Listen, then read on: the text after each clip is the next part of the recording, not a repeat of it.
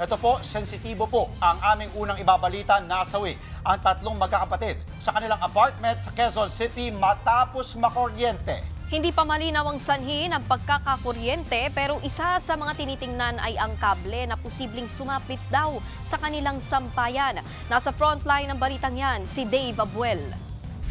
Bakit napunta sila dyan, kuya?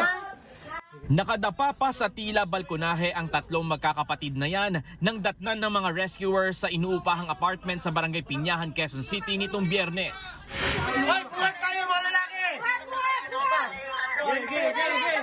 Unang nailabas ang babaeng pangalawa sa magkakapatid na edad 15 anyos. Pansin na tila may lapnos siya sa muka. Baba nyo na yan! Nang maihiga siya sa stretcher, nakitaan din siya ng tila lapnos sa may bandang tiyan. Magkasunod namang naialis ang 19 anyos na lalaki na panganay sa magkakapatid at 12 anyos nilang kapatid na babae. Sa inisyal na investigasyon ng mga pulis, lumalabas na nakuryente ang magkakapatid. At itong pangalawa sa magkakapatid ay lumabas para kunin yung kanilang sinampay. However, bigla daw siyang sumigaw ng napaaray. Kaya sumaklolo yung kanyang panganay na kapatid at hindi na rin siya nakabalik kaya sumunod po itong isang kapatid nila. Nang makita raw ng pinakabunso o pang-apat sa magkakapatid ang nangyari, agad na itong humingi ng tulong sa mga kapitbahay. Nadala pa sa ospital ang tatlong magkakapatid pero namatay din kalaunan.